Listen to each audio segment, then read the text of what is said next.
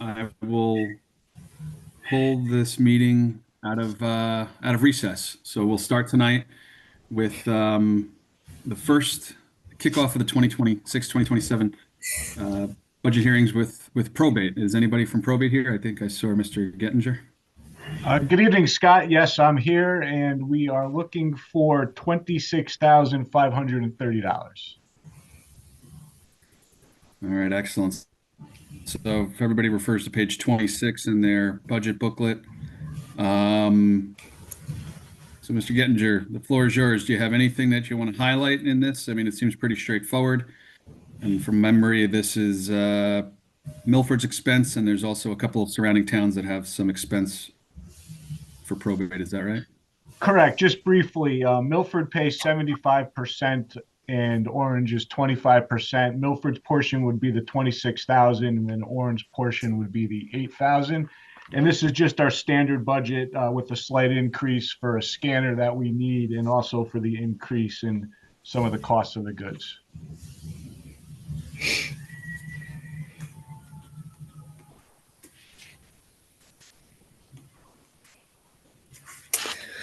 No questions here. Nope. Same.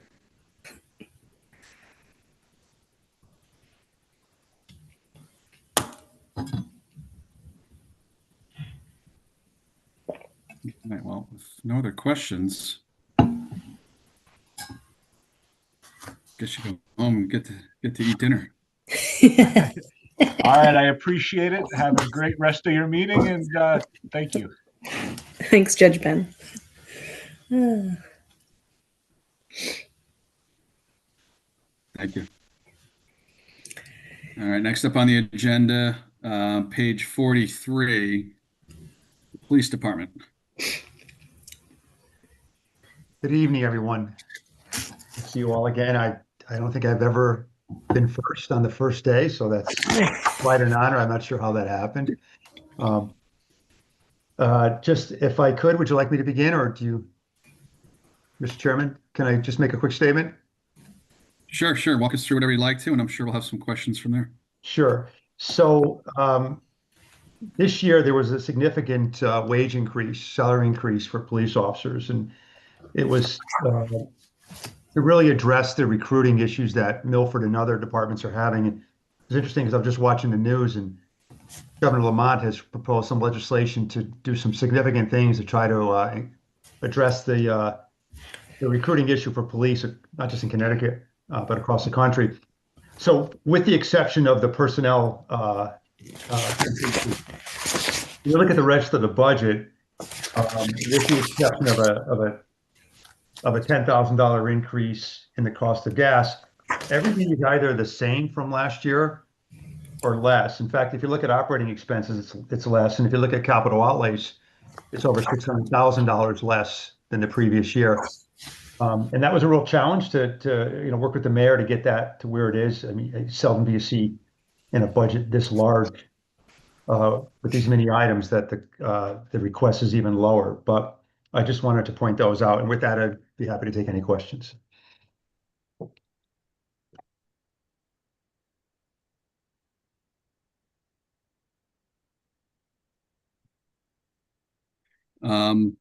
One quick question under overtime, COPSS.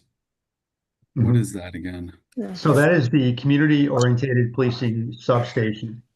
And that is a program that we started many years ago to address areas specifically in the summertime and around the holidays where they tend to have more crime and disorder. The beach is one place, the Naugatuck and Broadway area when they've had problems. It's in the Milford Center area, at the bar closings where we have some issues from time to time.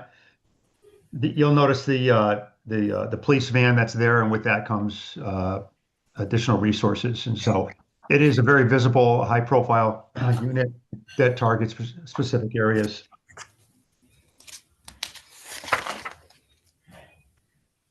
Gotcha. Okay. Hey, Chief Mello. Hi, it's Lauren Ranges here. Hi, Lauren. How you doing? So, do you think the increase in wages, are we now a full police squad, or do we still have availability? Do we still have openings? No, well, we still have a lot of openings. In fact, Yeah. the academy class that's there now has 13 Milford recruits, and with that, we still have about 6 or 7 openings. Hmm. I believe. I think that this increase in salary is going to go a long way because Milford was Yeah. historically very low, Right. and for instance, we had over a 3-month period about 55 applicants, and we only 85% of those applicants never make it through the testing process. Hmm. When this contract was settled in 30 days, we increased that by about 100.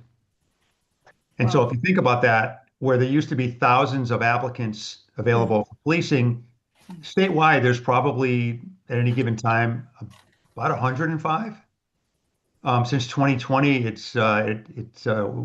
we've all been struggling across the country. So it's about a 10% reduction in what we used to have. But I think that it's already shown it'll go a long way to, we are at the average now. We're not the highest, but we're not the lowest Mhm. anymore either. So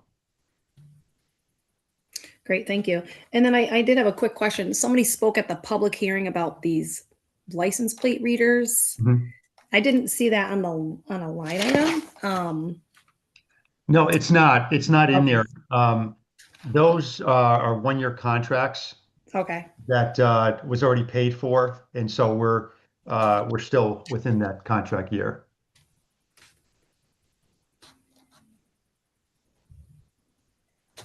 Okay, thank you. Actually, if I could build on that question. So the gentleman that spoke at the public comment, he encouraged us to cut funding for this program in particular because he has concerns about the back safeguards and that in some other municipalities it's been shared with the federal government. I was hoping you could just speak to that. Sure. Well, it's interesting that we're talking about sharing with the federal government. I never thought we'd be at a place where we talk about sharing resources with the FBI and the DEA. But I think what the gentleman's likely talking about is the sharing with DHS and with ICE, and that the company that we work with, Flock, had an opt-out policy. So departments that were, and Flock is the predominant player in the country, that you had to opt out of your federal network. And so many departments, probably all departments, when they signed up, many didn't realize they were part of a federal sharing network. And so at the time, is my understanding that DHS ICE had an account and was able to, when they would run a search in any particular state, they would search all the license plates in the database for all the states and municipalities.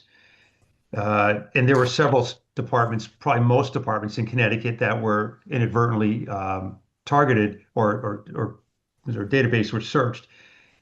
But Flock has since we and Milford here have spoken quite a bit with Flock, and they've addressed it with a new policy change where now you have to actually manually opt in as opposed to opt out. They've changed it that if you have a drop down menu on items that you can search for, immigration, things like, and there's some other areas too that would be of concern to Connecticut. Those searches aren't allowed in Connecticut, and we've taken it one step further by crafting a statewide policy that we're hoping to get passed through the post council in the next couple of weeks, which would require any department, state or federal, from any location outside of Connecticut, they would have to affirm to your policy and understand that in Connecticut we have the Trust Act and we have the Reproductive Rights Healthcare Act that prevents us from sharing information. Not all, but in many cases, sharing information in violation of that Trust Act, and so it prohibit that from being shared. So I think those have been addressed. I can't speak to the other vendors, but thank you for the question. Thank you for the answer. That's a really good answer. Thank you.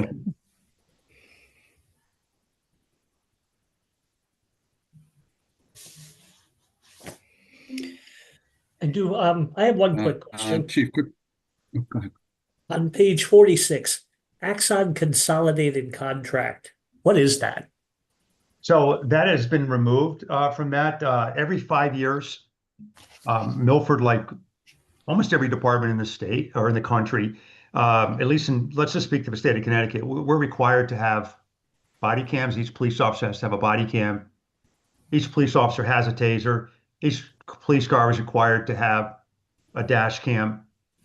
Each interview room is required to have, and these are all required by state law, required to have a recording system.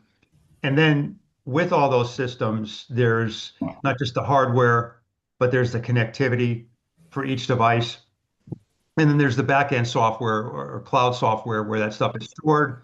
And then the back-end software to view those and to catalog those and to manage those. And so all of those things and many more combined to this 5-year Axon contract. Every 5 years, our contract is up, but we renew. And so that had represented the first year of that contract, but that is no longer in the budget. That is being paid for with in another method, another mechanism. Gotcha. Thank you.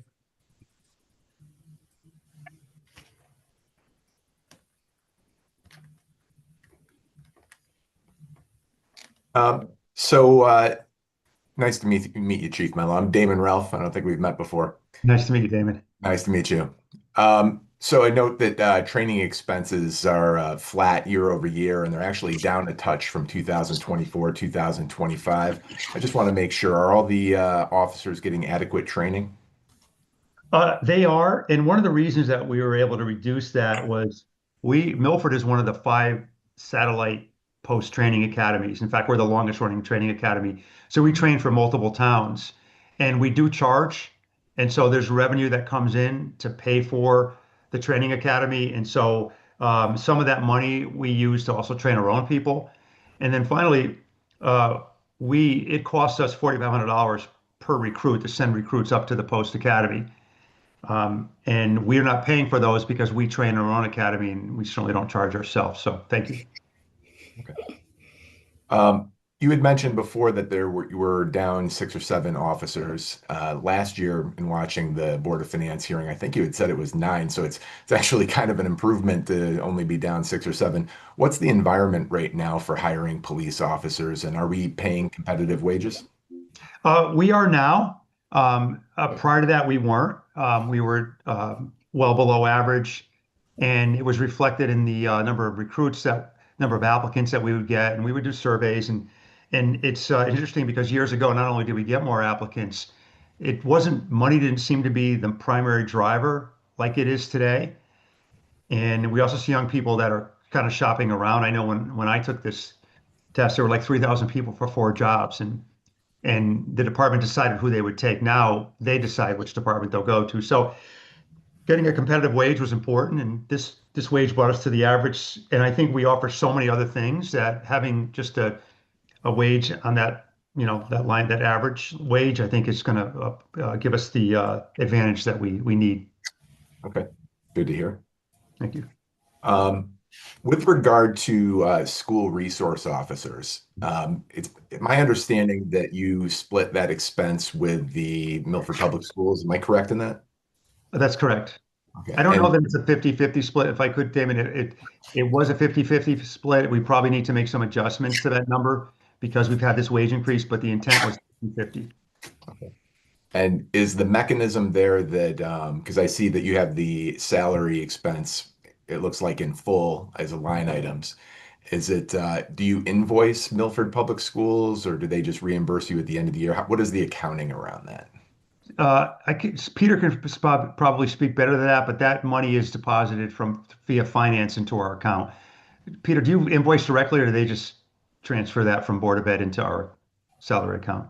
I invoice Board of Ed directly, and then we deposit it into your account. Thank you. Thank you.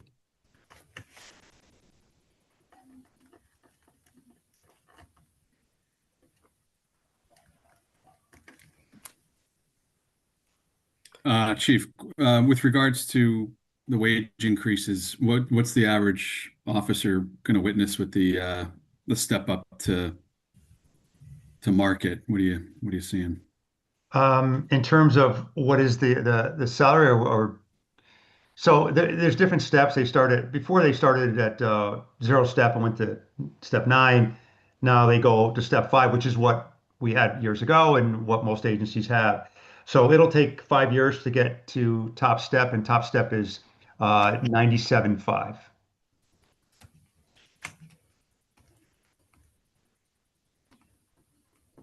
Minor dollar amount, just curiosity. I saw Narcan went from $6,000 down to $1,000. Is that a product that doesn't have a shelf life, or what was the reduction? Yeah, we actually use Narcan a lot more than people realize, and we've had an enormous success because we're the first ones on the scene because we're in the field, and but that just reflects the inventory that we do have.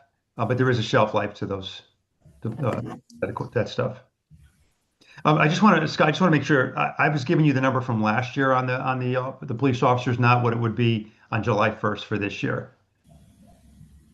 And I think, well, I believe it goes up to 99.7. Yeah, that's what I was driving at, July 1. 99.9 it goes up to. Yes, that's the that would be top grade, and then starting is, if you can just, I believe starting is around 88. Let me just, starting is 88, going to 88.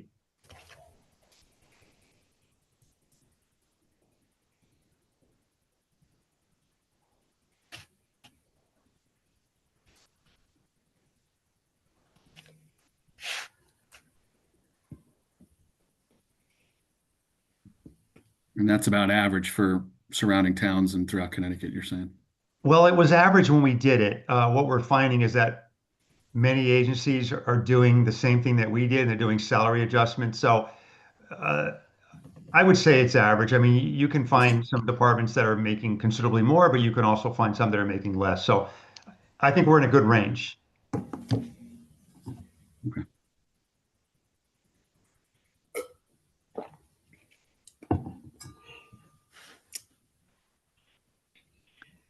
All right. Anybody on the committee have additional questions for Chief while we have him here? I do actually. I have some questions that have perhaps some crossover value between the police department and also the Board of Education budget pertaining to the proposed SSO program. I assume that you're familiar with it. So I just was curious, what changes would you anticipate? What's the best way to phrase this? So how would you anticipate the police acting differently in the case of having an SSO, an armed SSO in each of the schools? Would they be called less? Do you anticipate that the police would be called less? I'll pause there. No, good question. I don't think it has any impact on on our calls at all, because they're security guards and their job is to observe and report. Their primary job is to protect students and staff in the hopefully the unlikely event of any type of violence. But they're not police officers, so they don't have law enforcement authority, even though they're former police officers. So their job would be to call us when there was an incident, the same way staff would call us now. Okay. How often are the police called to the elementary schools for reasons of physical altercations or other? Not often at all. How much would you ballpark it for a given year? I'm sorry, I couldn't, because that number could be anywhere from 0 to half a dozen, and the schools are different. I could look those stats up for you and get those over to you if you'd like. Yeah, that'd be helpful, actually. Sure, absolutely. I'll email them over to you. Thank you. Do you sense what is the security environment like currently in the elementary schools? Do you sense any kind of increase to the threat that they're experiencing? I don't. I think generally I don't. But if you look at what's happening around the country, I believe that there's a fear. I know that we get that a lot.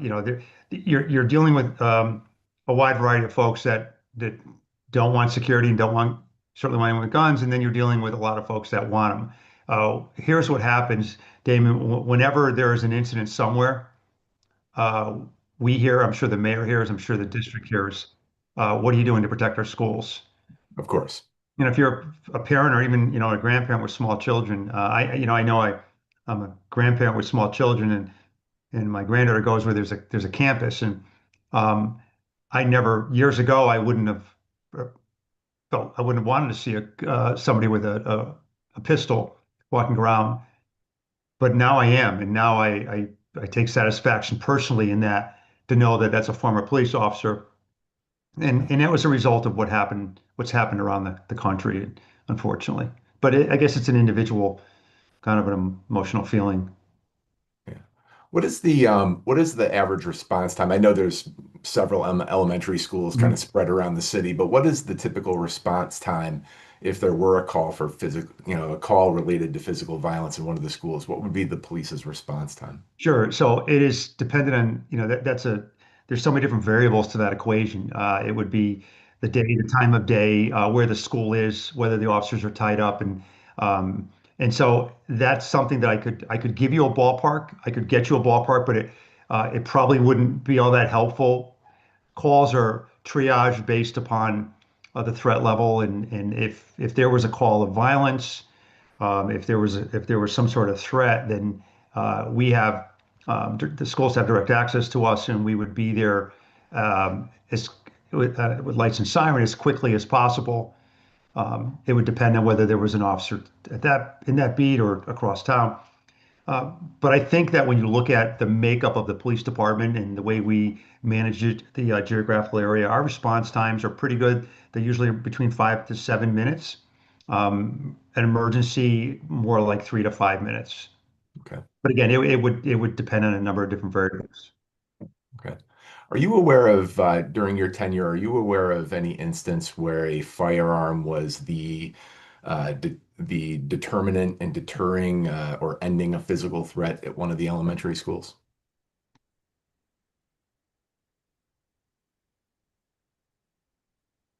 I don't believe so, but I could be wrong. I might be confusing the high school with one of the elementary schools.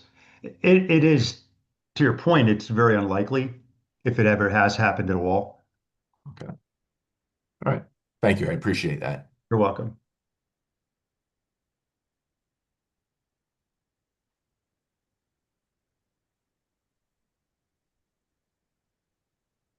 All right. Any other questions for Chief Mellon?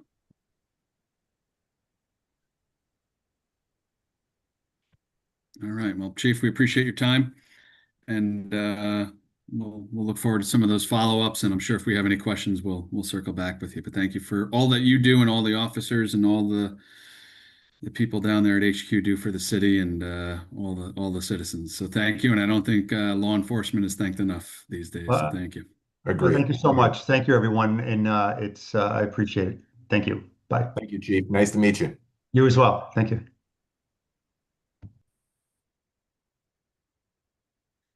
All right. If we could turn to page 59 and animal control. Do we have anybody here from animal control? Hi, I'm Scott. I'm Animal Control. Basically, I'll be as brief as I can. Good evening to everybody. Everything is the same with 5 exceptions that I'm requesting. The first you'll notice is I am asking for more overtime. However, I do have orange money to cover it, so it's fine to stay at 10,000. The other things that I'm asking for is temp seasonal. I'm asking for a $3,000 increase. Minimum wage went up. And the Animal Commission actually feels I'm shortballing it, but what I'm asking for is under other med fees and services. I'm asking for 10,000 more due to veterinary costs going up. And rabies control, I'm asking for 5,000 more due to, again, veterinary costs going up. And the last thing is under contractual costs. It's to be added to the police system. It would be an initial first year cost of $10,700 and then $3,400 annually after the first year. Other than that, the budget's pretty much the same. Any questions? Hello? Yes. We're here. Oh. Yeah, we hear you. Would you just mind, and my Wi-Fi is a little in and out, sorry. What was the last thing you said about police integration, or what did I hear there? Yeah, I didn't hear that. Yeah, it would put us Right now, I am operating our record system on a thumb drive. This would put us onto the police system, so like FOI requests, the police can just do it from there. And so it would be an initial outlay for the first year of $10,700. That would include the $7,300 for the program and a $3,400 annual fee. Then after that, it would only be $3,400 per year. And just which line item are you referring to? Where are we putting that? Because I'm not seeing it offhand. Under contractual costs. Okay, there it is. Gotcha.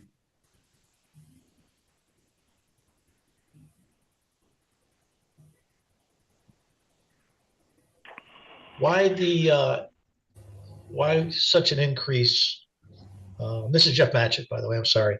Sure. Why the increase? If we're going on to an existing system, what's the reasoning behind such a large increase? From what I understand, it's almost like it's a module, so it's not exactly the police system. It's a module that they have to add to it. Okay. Thank So you. it would be an initial. Okay.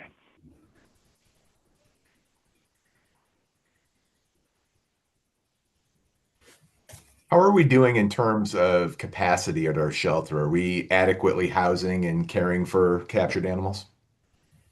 Yes. Yeah, and we still have a very good adoption rate. So. Good. How about Just capacity? adopted another- Are we okay on What's that? capacity? Are we okay on Oh capacity? yeah. Yeah, nobody's in danger of like other towns where space is not an issue right now.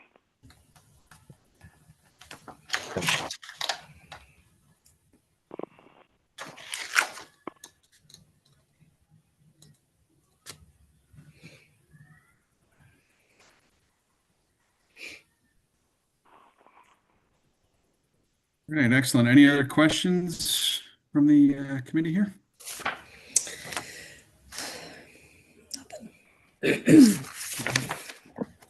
Hearing none, we thank you for your time, and we're going to move on to the Harbor Management Commission, which is near the back of the book, page 110. All right, thank you. Thank you. Good evening. Thank you, Mr. Chairman and members of the Board of Finance. My name is Jim Donegan, and I'm the Harbor Operations Director. I'll keep things short also. We're being an enterprise fund, our expenses are tied to our revenue, and our proposed budget is very similar to previous years. There's a few minor adjustments just to cover some increased operational expenses, but nothing major. And I'm happy to answer any questions or anything that anyone has.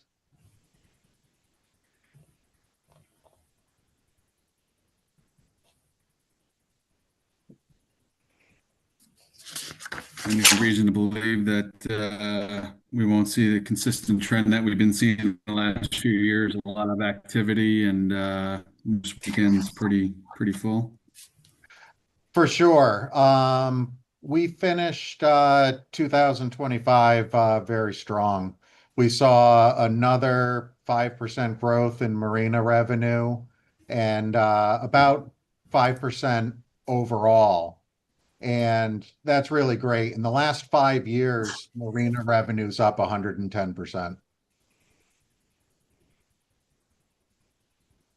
That's great. That's really great. How many slips do we have for the city? We have 40 slips on the landing side of the marina. And then we have over 300 feet of dock on the east side. And then we have 130 moorings in Milford Harbor.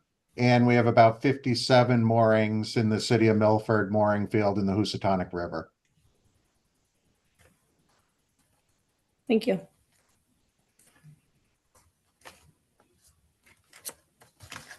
Don't forget about the moorings in the Housatonic. Yeah.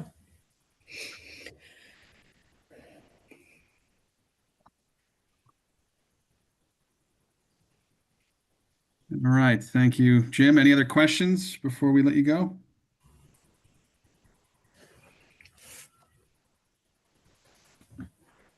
Thank you all All right, very we'll stay on much. the water. Thank you. Thanks, Jim. We're going to move on to the finance department. And do you also, Peter, want to cover MIS?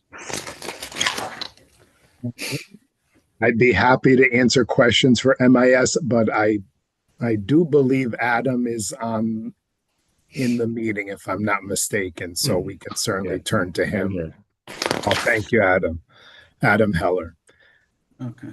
And so I'll begin, Mr. Chairman, thanking the board for the support of the finance department. We had another great year, and I'm very proud of the team we have in place. We looked at the budget overall, and I will point out that it has come down compared to last year slightly. And so I'll end with that and open it up to any questions that you may have. Thank you.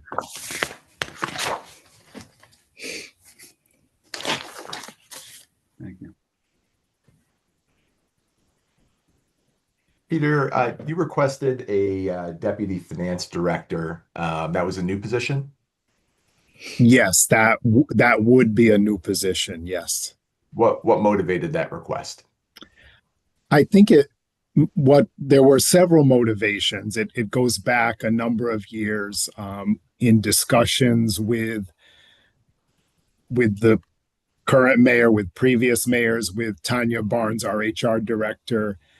Basically, in summary, we look to the organization, and I want to say that first and foremost, my staff, the city accountant in particular, the accountant one, they're always willing and able to help me and support me and the department to help cover me as best as they can when I'm out of the office or when I have to take time off, etc. But as you can imagine, if you look over the course of time with the finance department, with the city itself, and how things have evolved over the past 20 years, if you will, just the sheer number of grants that we do, the GASB pronouncements, the responsibilities, et cetera, of the department have added to each of our responsibilities and duties and tasks that we do on a daily, weekly, monthly, and yearly basis. And so as my responsibilities have grown in particular, I think we've discussed the need to have someone to not only back me up, if you will, and know what I do and can cover for me, et cetera, but also to support the numerous projects and initiatives that we'd like to move forward with. We've done a number of projects and initiatives, and big and small, over the years, but there's always still a long list of things to do and address. And so we felt that having a deputy finance director that could work closely with me would be tremendously helpful. Thank you. I want to quickly comment. So I attended the CLA Interpreting Municipal Audited Statements seminar the other day.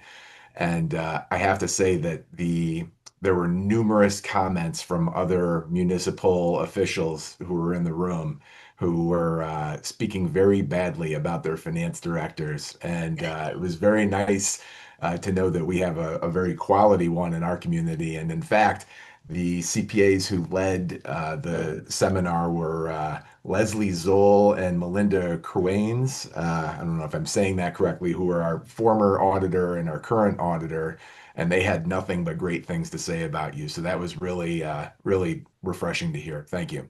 Thank you, Damon. I appreciate that. And thank you for answering my questions pertaining to the audit as well. I appreciate it. You're welcome. Can't see it getting any better than that, Peter. Should we move on? Certainly. Still great.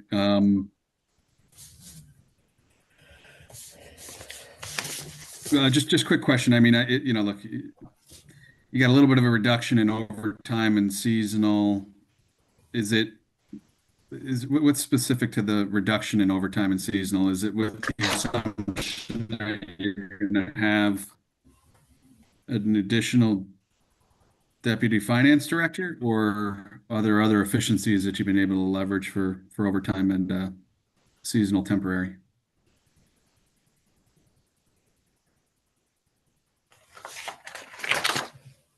I think with that, like we've been able to just like leverage other resources.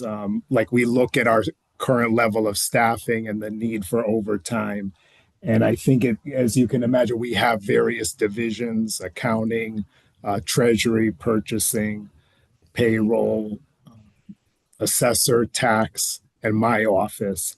And so it's a combination of all those divisions, and each division making the applicable adjustments each year depending on the needs of each office.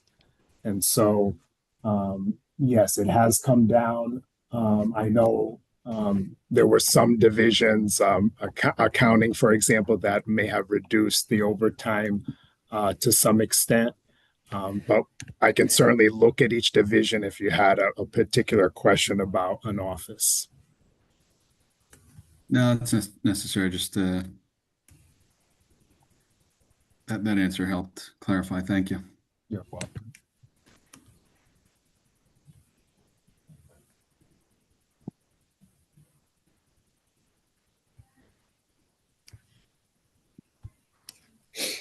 Any other questions for Peter while we got him? All right, everybody. Thank you, Peter. All right, page 17, Mayor's Office. Anybody here want to speak to that, Mr. Mayor? Well, first of all, good evening. Appreciate the work you guys do in poring over this budget. I know it's a lot of work. I have the easy part tonight. The mayor's office budget is pretty flat, with the exception of some increases in fixed salary. I think we held to last year's budget on every other line item. So nothing spectacular here, but certainly answer any questions you may have.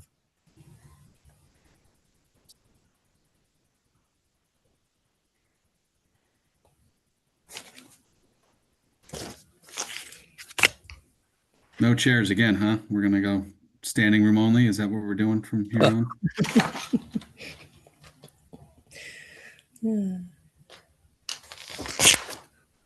This is the first time I actually knew what my salary was when I looked at the budget book.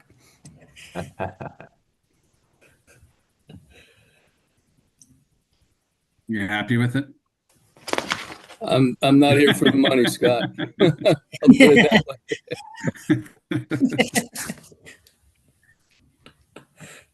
All right. Does anybody have any questions for Mayor Smith while we got him here? I don't have a question, but I do have a comment. I think long term, the mayor's salary is going to work against us. You know, you're starting to have a lot of other executives in the town approaching some upper limits, and it's going to dissuade people in the future. There should be a movement somewhere to raise the mayor's salary. I don't care who it is. Sorry, Mr. Mayor. I don't, it's not a personal thing. Yeah. I just think in general, the mayor's salary has to get raised.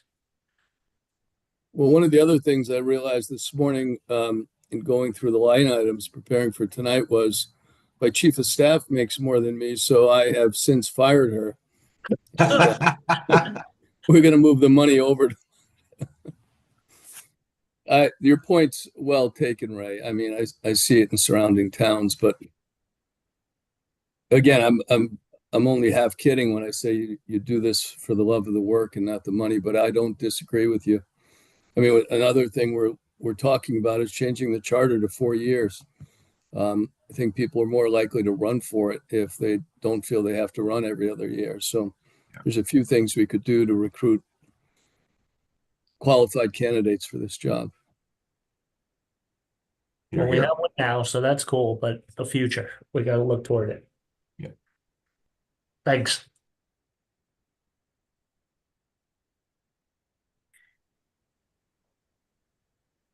All right, very good. Thank you, Mr. Mayor. We appreciate it. And welcome to, I don't know if we can consider this your first budget process, but thank you for stepping up. Mr. Chairman, did we skip over management information systems? I'm sorry. I think we did. I crossed it off and just realized that I inadvertently crossed it off. So let's double back to MIS, page 39. Thank you, I was sir. just excited to hear the mayor speak, so sorry about that.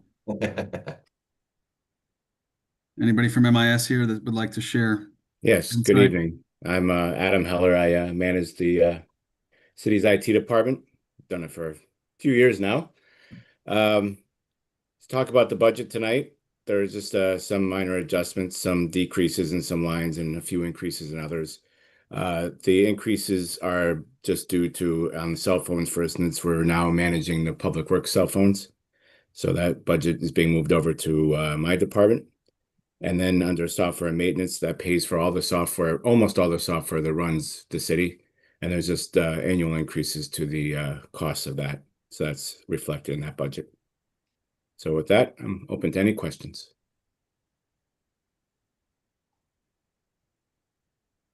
Do we have any major software programs that are approaching end of life?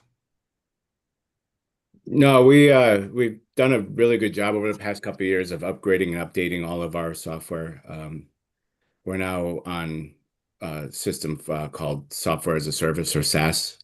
So the companies themselves keep their software up to date. We really have no choice anymore than to update. They force those updates on us, which usually works out very well. There's occasionally a glitch here or there, but it works out very well. So we're pretty up to date. And the companies we go with are pretty reputable, been around a really long time. We go with off the shelf, don't do any customization or in-house software. So we try to stick with industry standards where we can. Is it safe to assume we store our data in the cloud? Yes.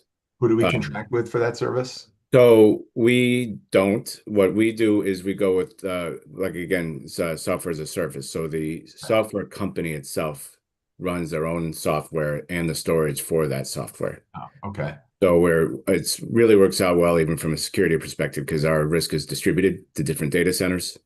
Okay.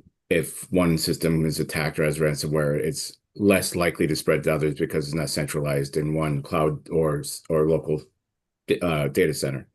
That makes it difficult on our end, though, is to manage the connections between the systems and the data and things like that. Our job becomes a little more complicated, but it really reduces a lot of overhead for us as well. Do we keep a local backup? We have a cloud backup, so we do maintain a backup. It's just what does the backup is in the cloud also. Okay, fair enough. So the systems are backed up by the companies themselves, which we have contractually and verify, and we separately back up systems as well. Any cybersecurity threats that you could share with us that should keep us up at night? Where do I start on that? No, I certainly don't want to keep you at night. One person is enough for that. Luckily, we've been able to expand our security platforms and really are getting more proactive in staying ahead of the threat risk. The state has also given us a year of subscription to a national security.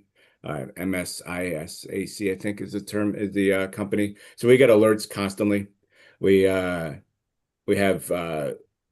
proactive monitoring of our network.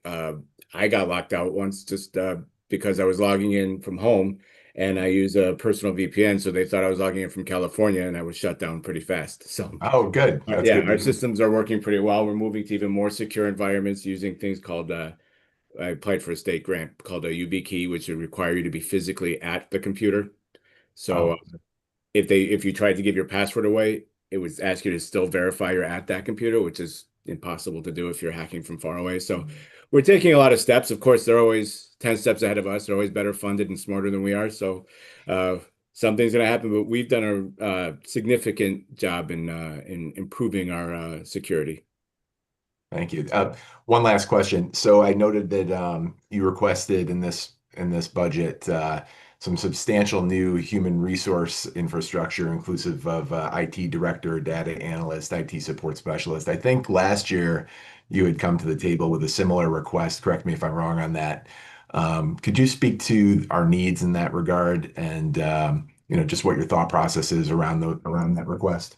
Yeah, sure. So as I mentioned a moment ago, we've come a long way in improving security and systems. We've also completely changed our environment. When I first got here, there was no virtualization. All the servers were in-house. Everything was very different than it is today.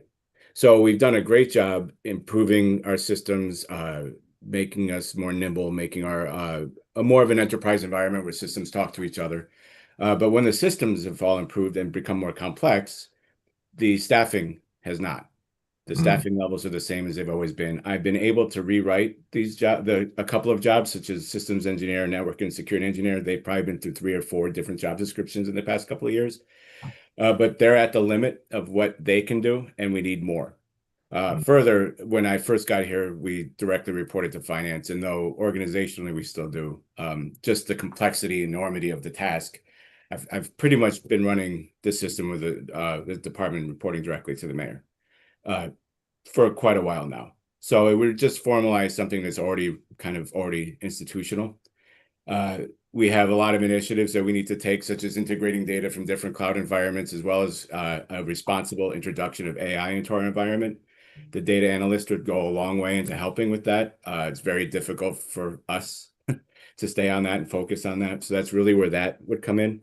The IT support specialist really would handle the day-to-day of level 1 support. Right now, we have 2 highly skilled people in the system engineer, network and security engineer that work with me on projects, but then are off and on their own projects, but then are often pulled away to fix a printer or replace a mouse, things like that. So it's really difficult to then get back into the role of what they're supposed to be doing after being pulled away to do that. And those calls they come often enough that having someone who's dedicated to that would be helpful. Further, by having 4 people, there'd be a support manager. My role would be redefined to be more of an operations manager and a trainer.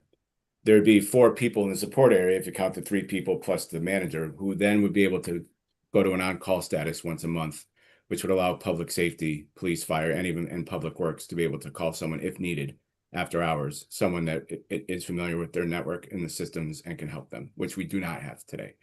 We have the goodwill of the employees who are willing to answer the call when asked, but there's nothing there if there's a real problem to really say you need to be there, fix this problem. So there's a lot of thought behind reorganizing the department and making it more of a strategic partner rather than a break fix, which traditionally was the role of the department. So we keep trying. I appreciate that. Thank you, Adam. Sure.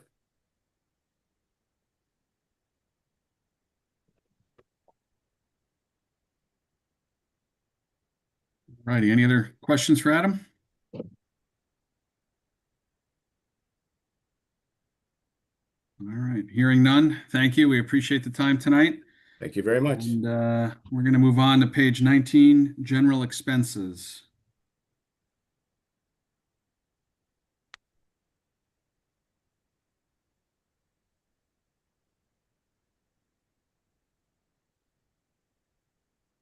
I guess. Any questions or comments or? Is it for Peter, I assume? I think Peter or myself. Yeah, the mayor and I. Yeah. Okay. And I think my question is more for Peter. Peter, the cost of the audit is indicated as 68,000. That's just the municipal audit. I assume that the Board of Education portion is paid for by Board of Ed. Through you, Mr. Chairman, to Damon. Yes, but I'll clarify that this is a portion of the city. This is a portion of the city, the total cost of the audit. And there's another line item further in the budget book for the school portion. And then we have a portion that's charged to the pension board as well. And then there is outside of the budget another allocation for Board of Ed food service and the work that is done on the grants or part of the state report that is done. So in summary, it is allocated among several departments, but the bulk of the school cost is still part of the city budget, if that makes sense. What's the just so I don't have to flip back and forth between the pages? What's the do you have a sense of what the total cost is? Yes, it's approximately 115,000, I Okay, believe. Yes. I find that reasonable. Yeah. Yeah.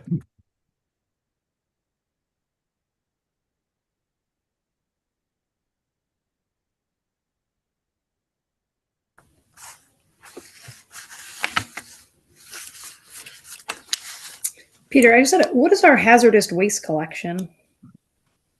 That is for when as you know, that for hazardous waste, there is a center. I think it's at the Regional Water Authority in New Haven, but Okay. there is a time during the year where Haz Waste Central comes to Milford, and I believe this is the fee for us offering it at the transfer station for the city residents.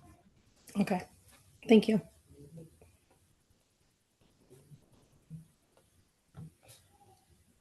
I can expand on that too if you'd like. Oh, hey, Rob. Hi, Lauren. How are you? I'm doing well. I mean, is it like a one time a year? I feel like I've seen signs and I've seen Yeah, so between May Yep. and I believe it's Labor Day or it's probably late September, Right. any Milford residents allowed to go up to RWA 90 Sergeant Drive and drop off hazardous material on Saturdays between 9 and 12. And that's, what that line item covers. It also covers RWA coming here and doing a satellite location. So it covers both. Okay. We're getting our money's worth. Oh, we definitely are. Last year, I think we've Yeah. had the most people in the last couple of years. We had over 300 people show up. So it was, Oh, great. Excellent. Thank you. Mhm. Are you also, do you do the Beaverbrook property maintenance as well? Would that be you? Public Works or? I can speak to that Oh, okay. briefly, Lauren, and to the rest of the board. That is an annual contribution Mhm. to the Beaverbrook Property Maintenance Special Revenue Fund. It's in a separate Fund 76 account, and Okay. that's the annual contribution, 10,000 per year that goes into there. And yes, when there is a need for Beaverbrook property maintenance, we have utilized it, and you can imagine that that usually comes through Public Works. Okay. Thank you. You're welcome.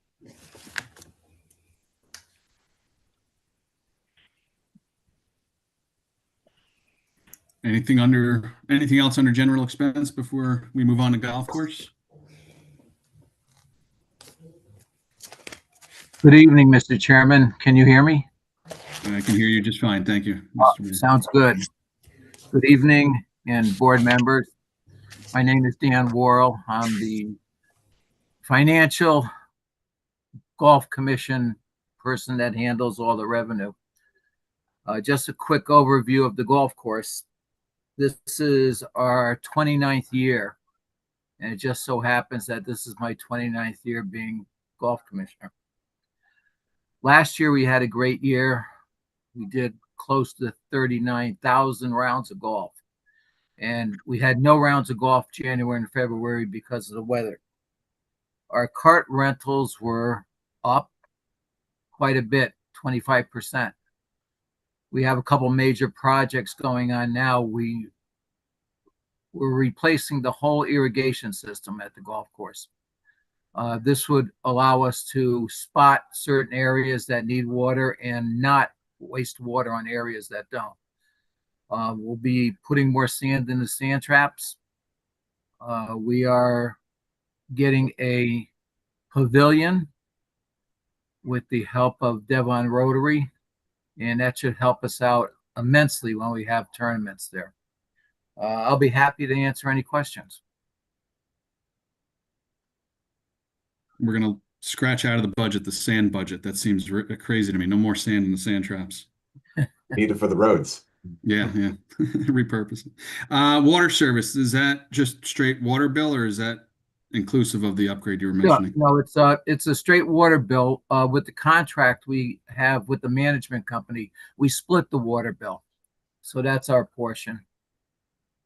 And hopefully that will go down with the new irrigation system. The new irrigation system also, you're allowed to turn it on and off from your phone. The system we have now, you can't do it. You have to be at the golf course to do it. Understood. Thank you.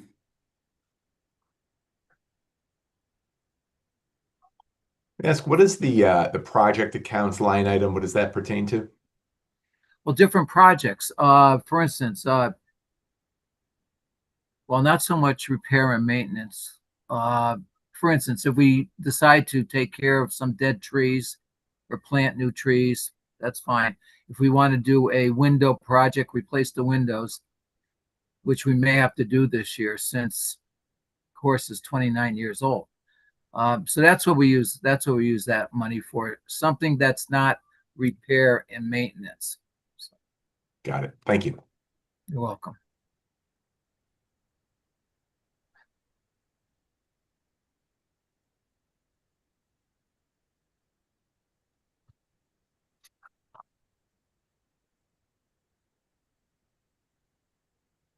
All right. Anybody have any additional questions?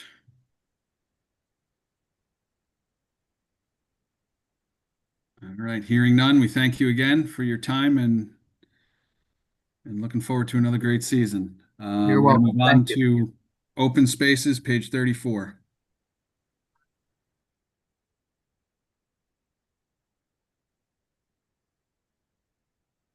Hello, good evening, everybody. Hi there, So, Johnny. Hello.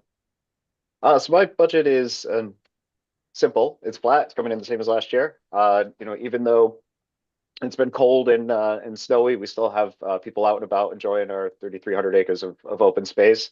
It's definitely well used.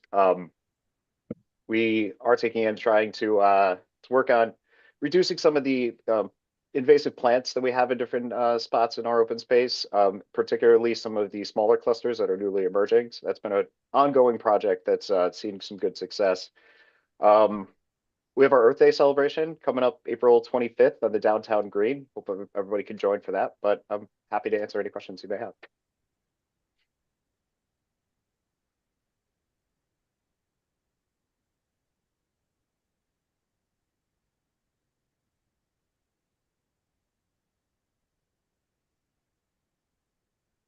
Managing the green is under your purview, you said? That would be Public Works. They do a tremendous job on that. Thank you. Have helped with planting some trees on the green, but it's overall it's Public Works. So they in charge of it and do a great job. Got it. Thank you, Jeremy.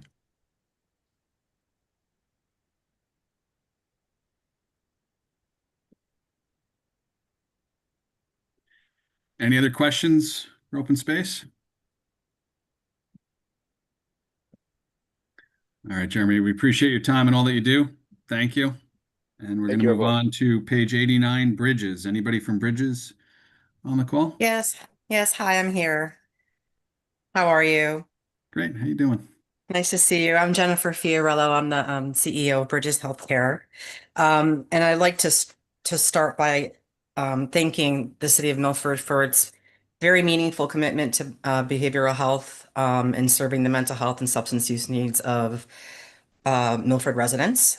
We've been in existence for just about 70 years, providing outpatient clinical and medication management services to adults, families, and children, care coordination for children, mobile crisis service, low barrier access to substance use services, and many other specialized programs serving the towns of Milford, Orange, West Haven, and surrounding communities.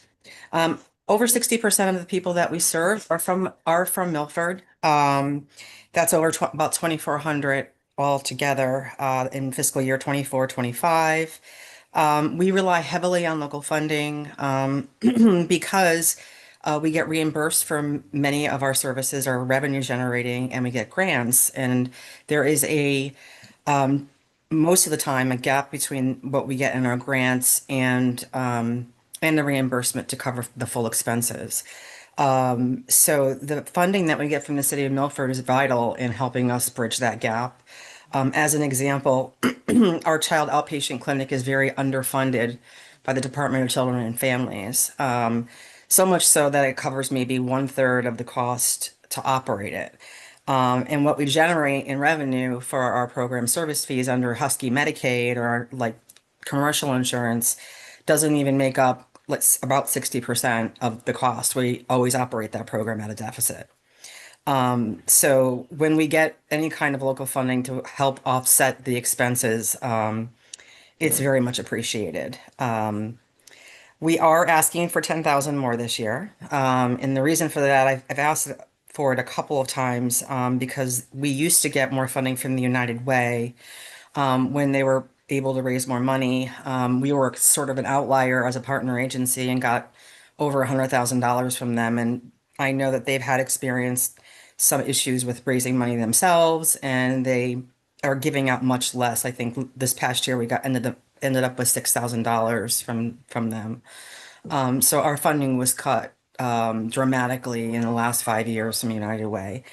And so we pieced together funding, any kind of source of funding to just make up for that in other ways, obviously through fundraising and such. So your support is very meaningful to us and helps us to keep going and sustain our vital services.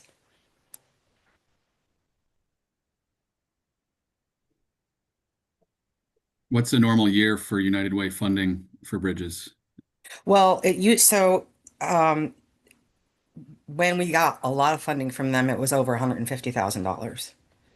And that was years ago. And then it started to drop over time because they weren't meeting their fundraising goals. They've been very, and they're very supportive. So we understand why. But this year it was 6,000. They were giving out up to $10,000 grants this year, and we got 6,000. And they give out to other agencies in the community as well. So there's only so much to go around. Understood. 395. What's your total budget? Like, how much of your budget does the 395 represent? It's about 2%. Our total budget is a little over 19 million. And a large proportion of that actually in the last 5 years has been federal funding. And as you know, that's been threatened. We would have been the last month when they announced that $2 billion cut in SAMHSA funding, we would have lost almost $1.4 million. But we didn't. We were able to get that restored by the end of the day, but it was very, very stressful. I'm sure. Thank you. Thank you. Other questions for Jennifer while we have her?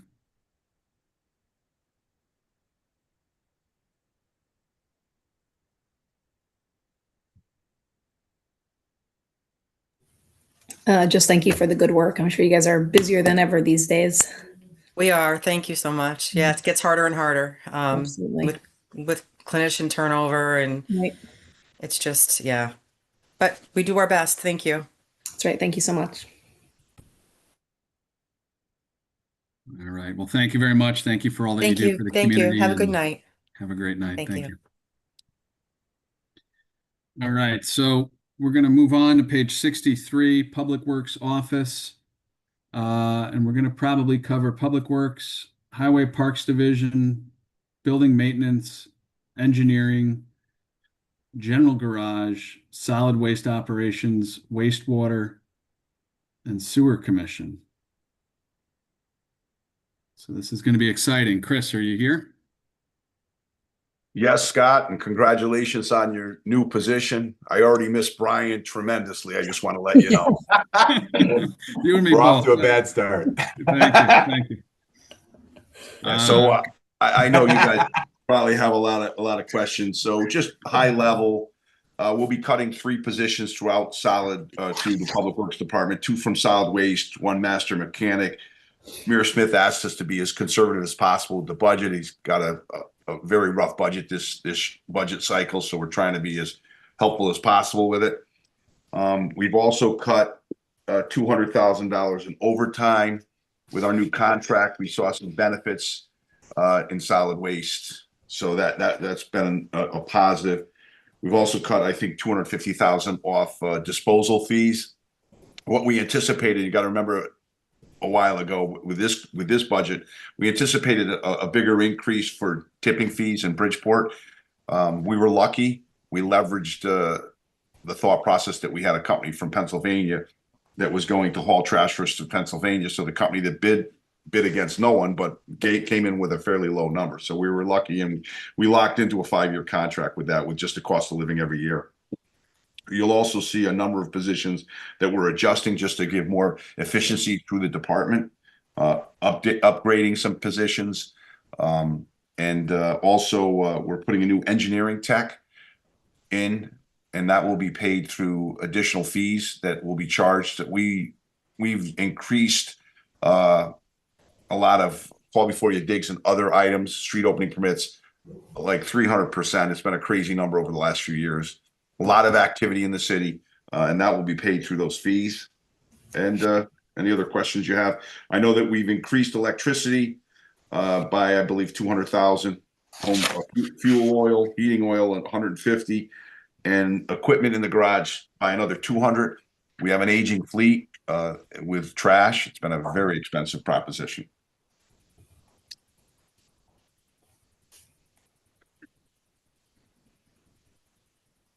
Thank you for that summary, Chris. I'm sure it's on everybody's minds. How are we looking with this year? It's been a tough winter.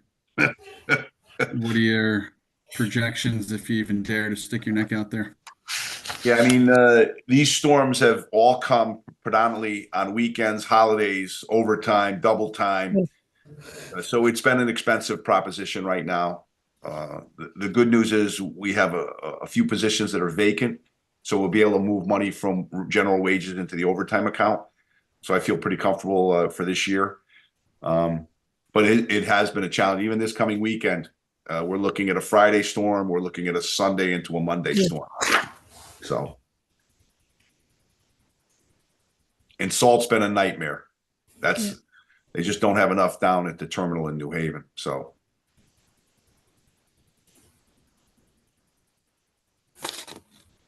How are our plows holding up? The good news is it's been a tight year. The good news is we have two wing plows that are going to be delivered in May. Oh, okay. And Mayor Smith has authorized another 2 plows to be ordered for next year. The challenge is, Lauren, that it really, ever since COVID, it takes forever to get equipment. So even if we ordered them today, it's probably going to be 18 months before we get them. Wow. And this past storm, that big storm 3 weeks ago, was definitely a challenge. Yeah. From just staffing levels to equipment, it was a challenge. I know that Rob was in a truck for an extended period of time. I was in a truck for a little bit to help out on the smaller roads. But it's challenging. It's a challenging time. Well, they did a nice job. So thank you for that. How many plows do we have? Are we getting rid of some? You're getting 2 new? Yeah, so we have approximately 22 plow routes. Okay. And in a regular event, we use some of the smaller 550s and the 250s to augment some of these routes. But in a major event like that, we brought in contractors. So we brought in 4 contractors, which is expensive. But we got through it, so that's the good news. But we are, as you can see, the snow hasn't melted. Even though it's been warm the last 5 or 6 days, we haven't had that real high sun. So hopefully in the next, week or so, we'll get some really warm weather and we'll get some melt. Okay.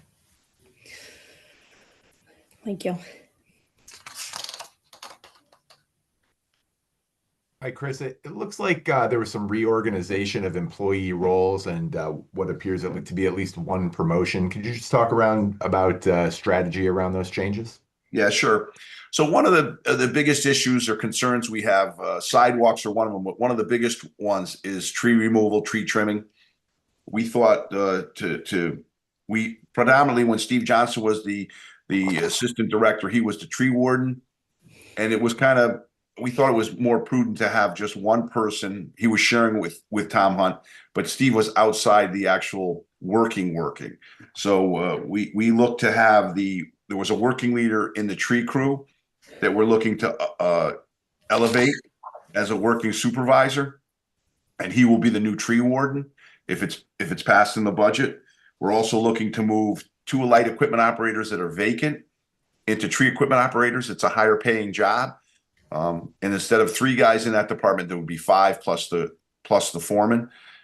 There is a tremendous amount of need in the city in regards to tree removal, tree trimming, public right of ways, but also public or city property.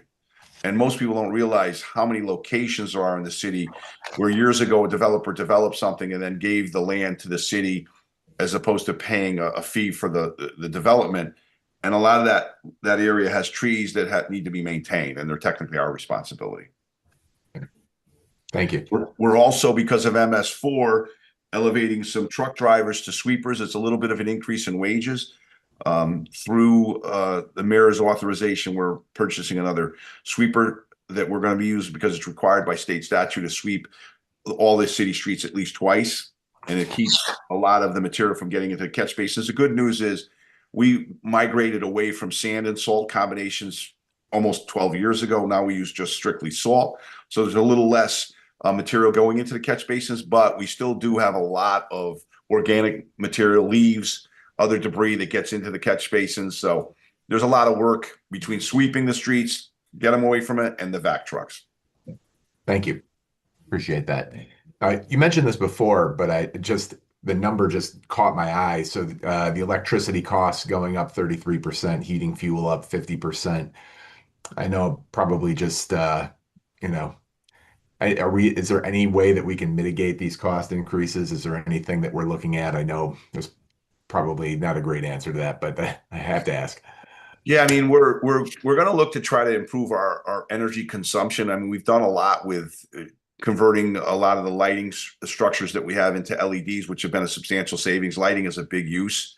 But the other thing is through energy efficiency programs. I mean, I'm not sure if you're aware, but we have what they call a microgrid at Parsons that keeps Parsons lit, keeps Harborside, Senior Centers, City Hall lit.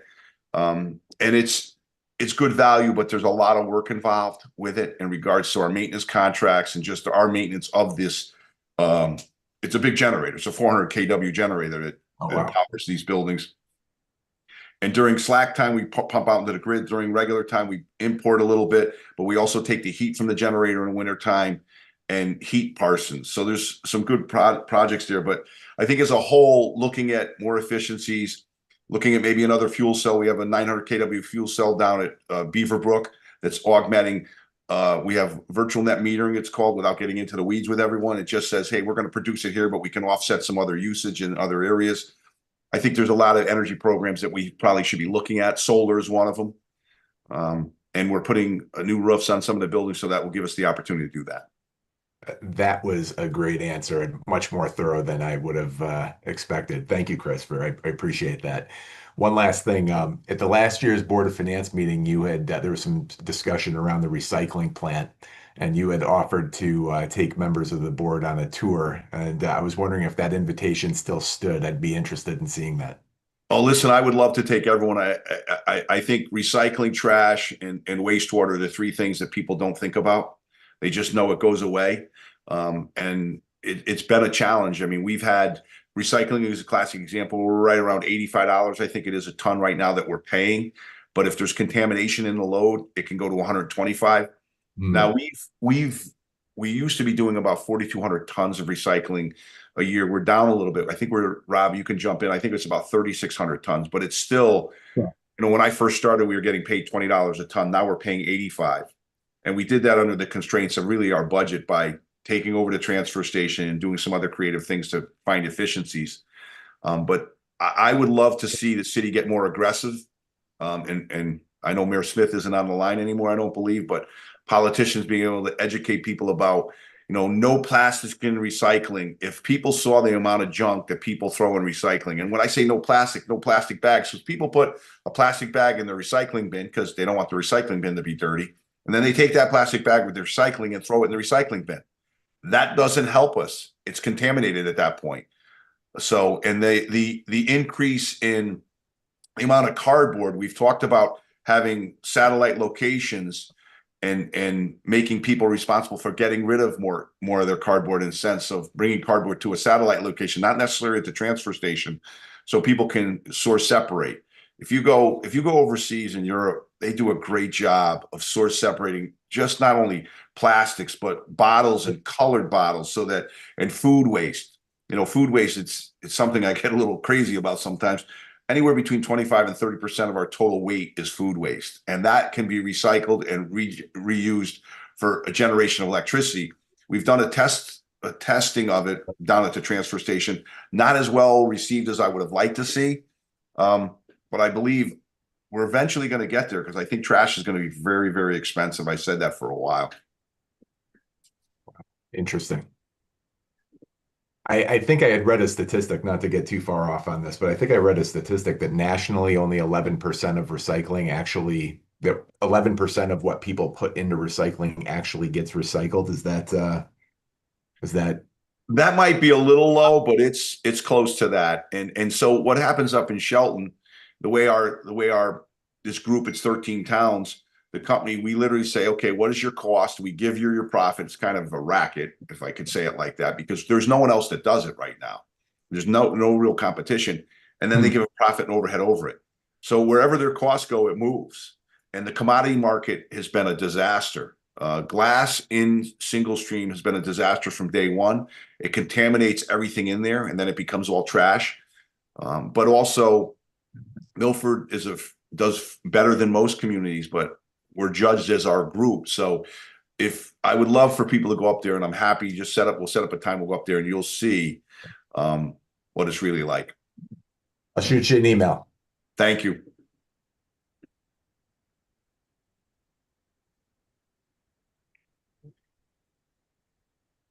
Chris, I do have to say, this is the only board I know that doesn't smile very often, though. You guys look like someone's doing a root canal on you today. sorry, Chris. Not everybody gets as excited about recycling as you do. I try to be better. You know what I do? Energy use and recycling is, trust me, it's my wheelhouse. I want to get more people involved with it. And I think there's opportunities for the city. Awesome. Thank you, Chris.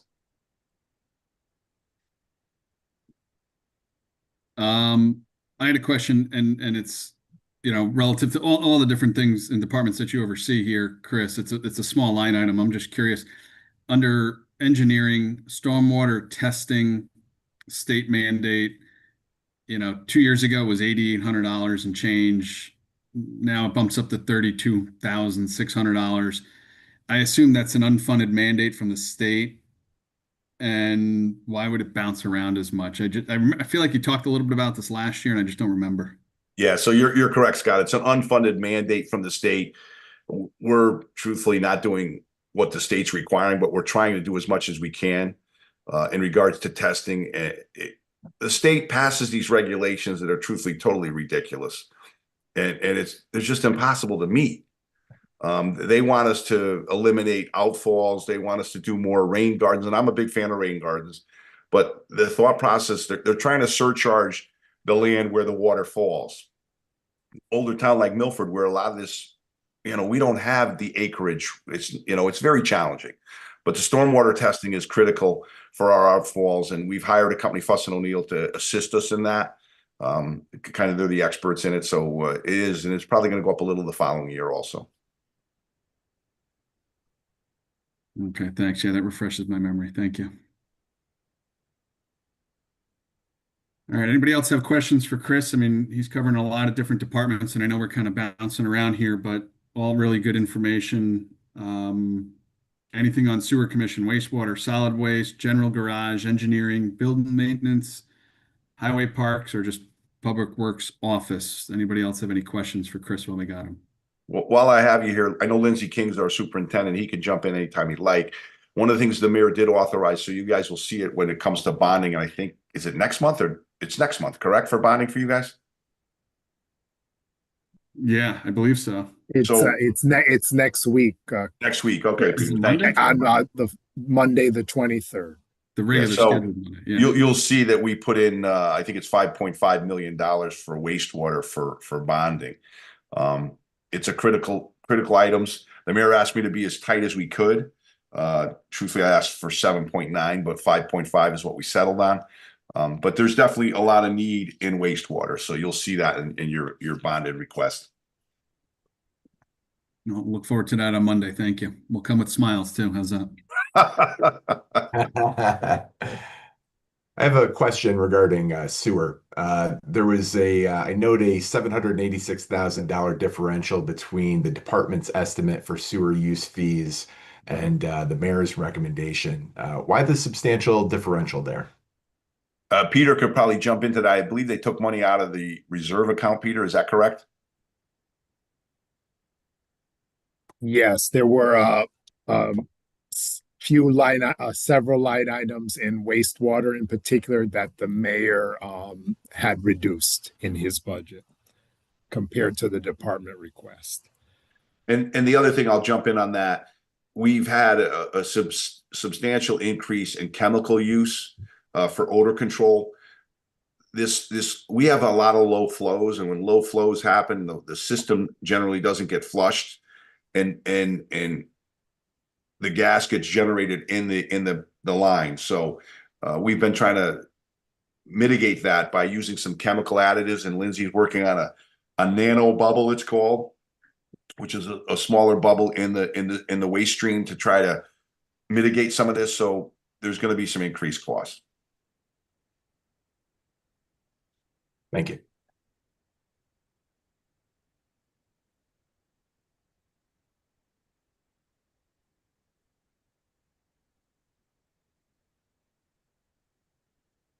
Great. Any additional questions for Mr. Saley?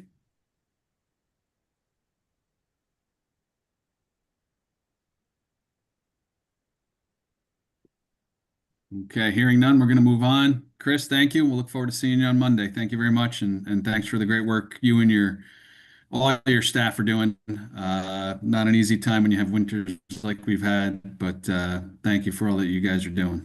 Thank you. And I just want to throw a shout out to Rob Harrigan, the new assistant director. Rob's a technology guy. If you get him on his podcast, he shows a lot of different things. I'm not sure, Lauren, have you seen it? I'm a big follower. Not a stalker, I hope, just a follower. Just a follower. But yeah, he does a really good job with it. And he brings in technology an old dinosaur like me appreciates but doesn't fully understand, to be honest with you. Would he be able to fix your camera, Mr. Saley? You don't want to see me, Mr. Ratchet. You definitely don't want to see me.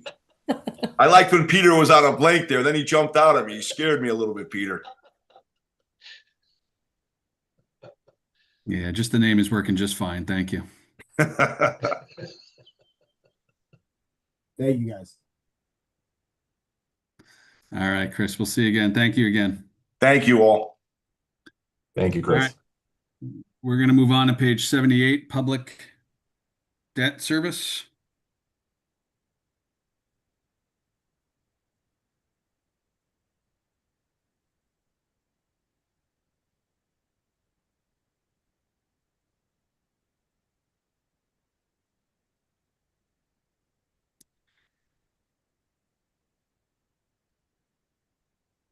Just nice to see it flat year over year.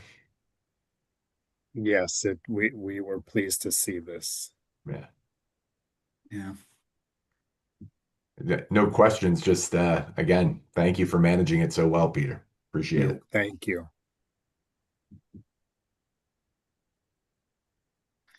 Okay, hearing no questions on public debt service. If we move to page 93, we have school debt service.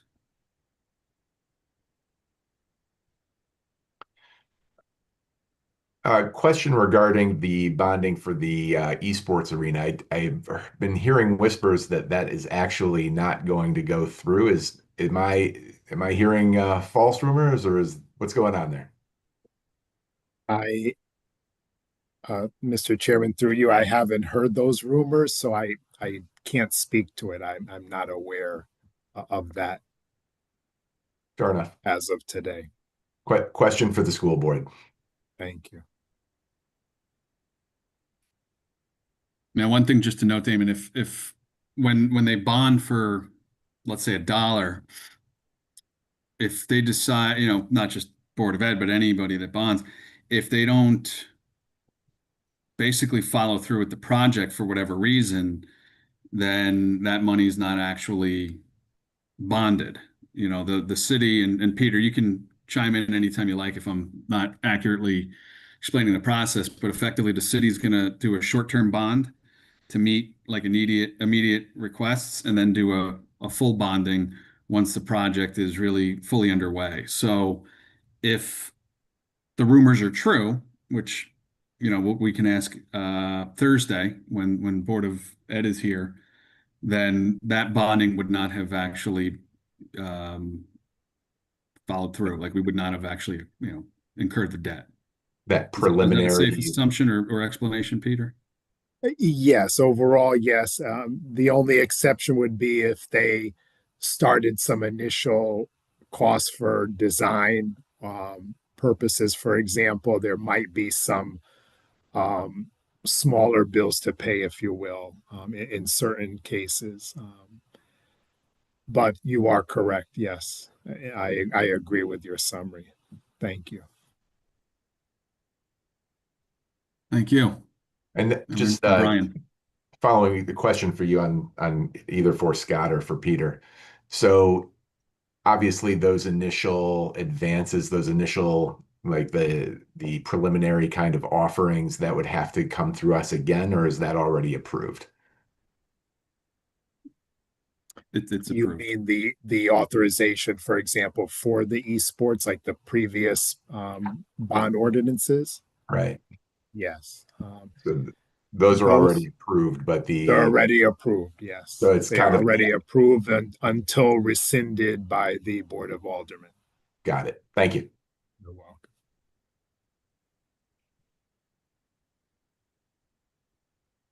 Okay, so that's school debt. Anybody have any other comments, questions before we move on? Hearing none, we're going to go to page 84, employee benefits, and this is non-teaching employee benefits.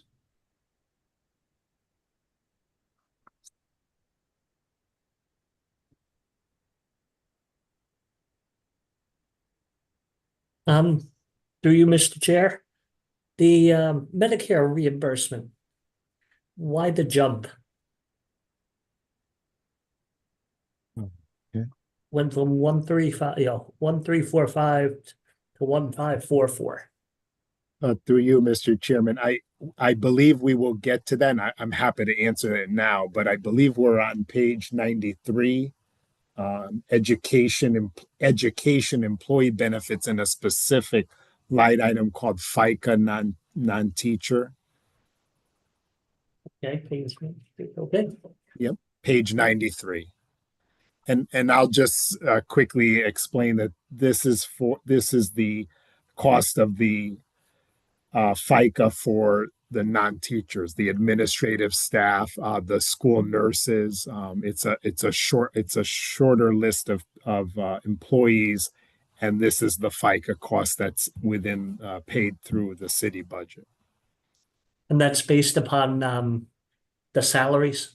Based like the on dollars paid as opposed to head count. Okay. Correct. It's based on the actual salaries, and there is a small portion that the Board of Ed does reimburse us for, but we pay the bulk of it through this line item. Gotcha. Thank you.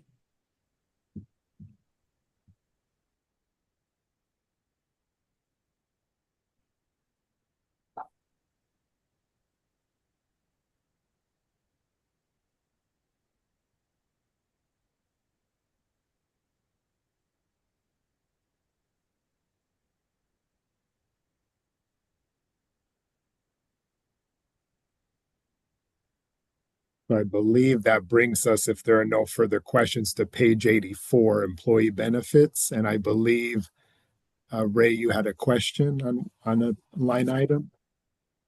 Yeah, and the Medicare reimbursement Yes, went up like over 30%. yes. One of the reasons, well, the number of retirees has increased, and the rate, the actual Part B premium itself has increased. So that's the big part of it. Okay.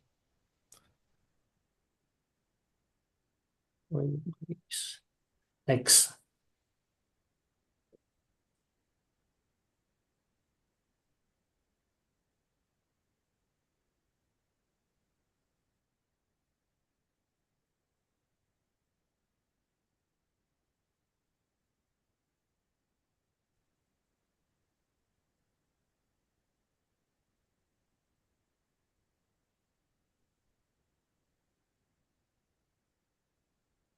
Just for my clarification, Peter, employee benefits general, that's what we're looking at here on page 84.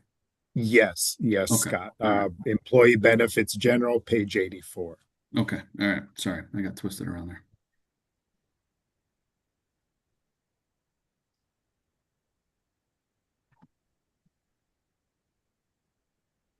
And just sticking along the lines of Ray's question, just looking at things that jumped out, self-insurance contribution jumped up to 13.5 from 10.3 last year. Is that just due to the group's experience rating or anything like that, or just claims history? Yes, it's one key factor, the claims history, just the increase in the amount needed for claims has gone up in all categories, pharmacy, a little bit in dental, and of course medical. Understood. Thank you. You're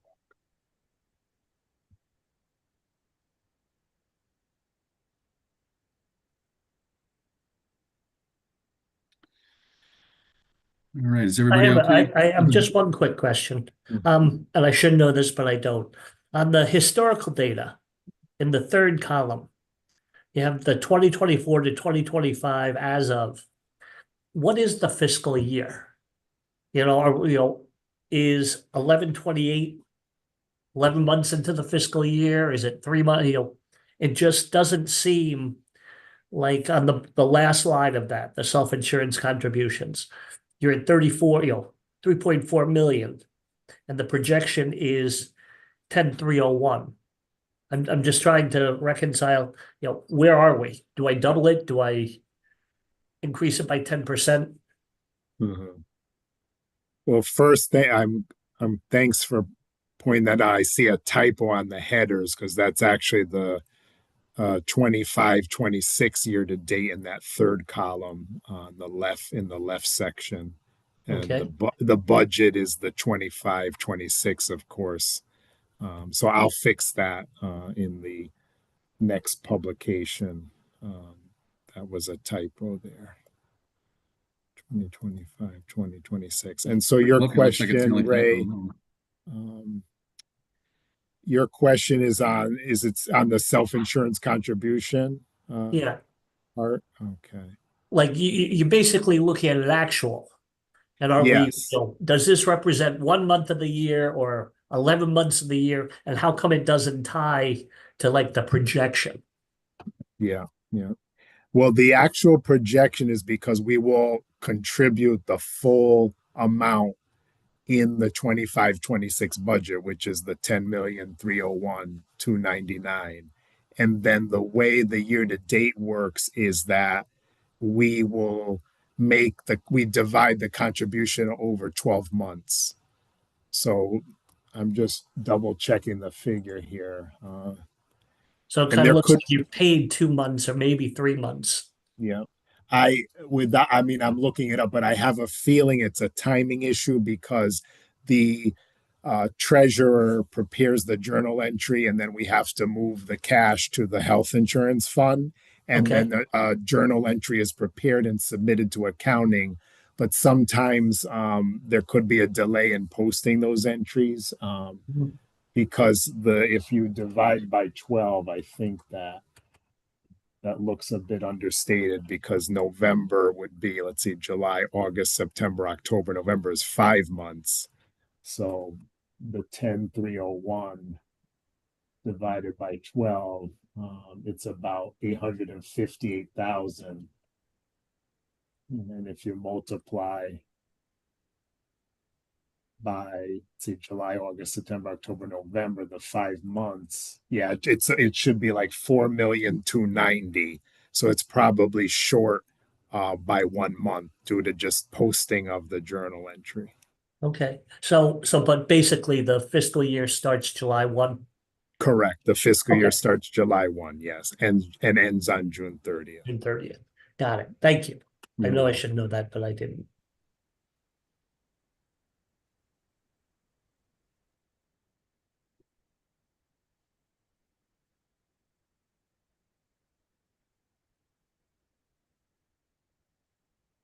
All right, can we move on to page 85, insurance and bonds?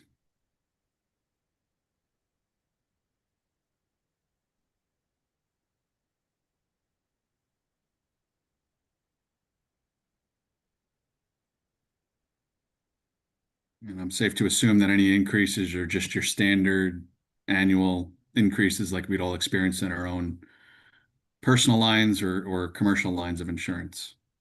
Yes, that's correct.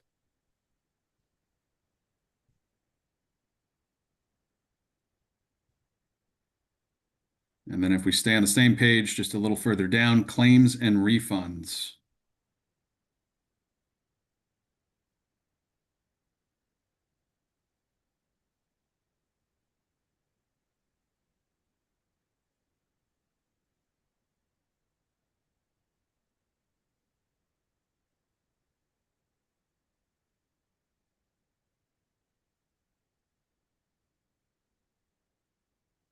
Okay, hearing no questions, we'll move on to page 86, benefit and salary reserve.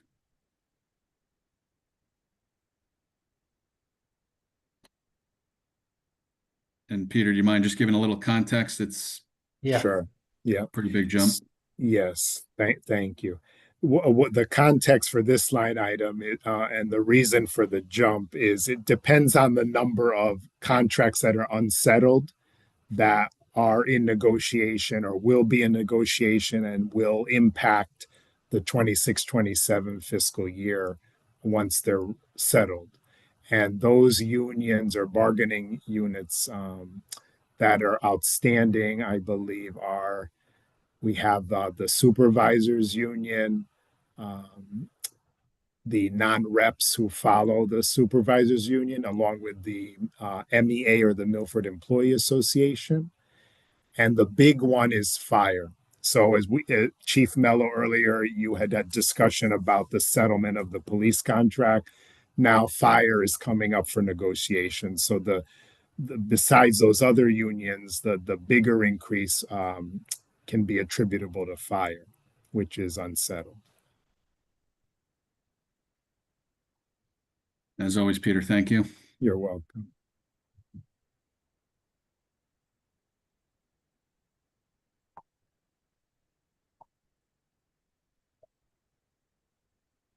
All right, we're in the home stretch here. If we look at page 93, education audit. Slight increase. I would assume, again, just normal cost of living adjustments to contracts and what have you. Yes.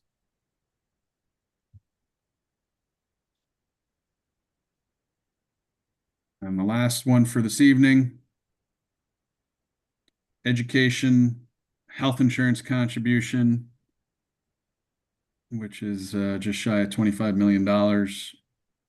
And again, I would assume the increase year over year is attributable to experience ratings and claims, historical claims. Yes, similar to what we just talked about with the city portion in the employee benefits section.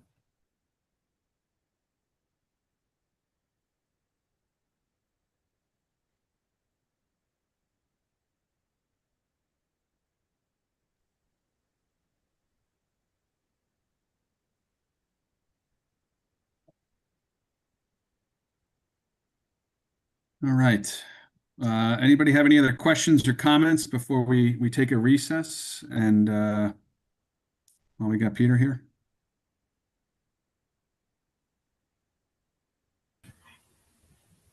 All right, hearing none. Can I get a motion to recess until Thursday? I'll make a motion to recess until Board event on Thursday in person. Second? So moved. We'll see everybody at 5:30, conference room B at the Parsons Complex. Take care, everybody. Thank you, everybody. Thank you. Bye, Have a everybody. good night. Guys. Thank Have a you. good evening.